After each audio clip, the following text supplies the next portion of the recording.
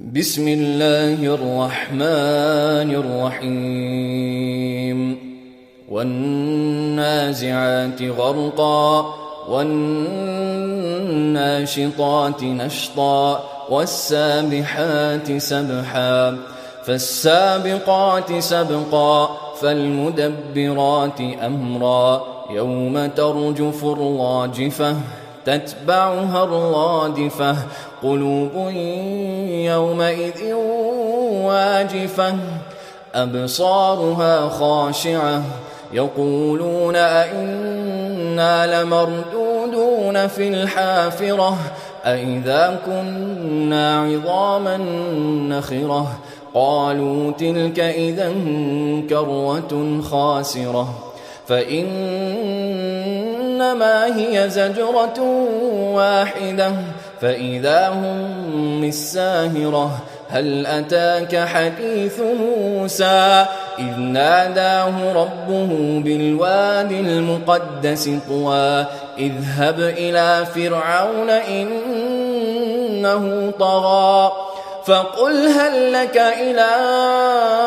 أن تزكى وأهديك إلى ربك فتخشى فأراه الآية الكبرى فكذب وعصى ثم أدبر يسعى فحشر فنادى فقال أنا ربكم الأعلى فأخذه الله نكال الآخرة والأولى إن في ذلك لعبرة لمن يخشى أأنتم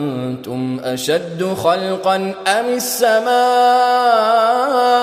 بناها رفع سمكها فسواها وأغطش ليلها وأخرج ضحاها والأرض بعد ذلك دحاها أخرج منها ماءها ومرعاها والجبال أرساها متاعا لكم ولأنعامكم فإذا جاءت الطامة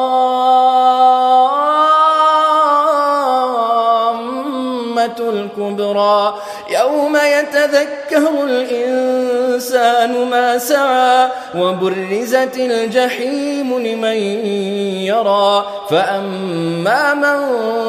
طغى وآثر الحياة الدنيا فإن الجحيم هي المأوى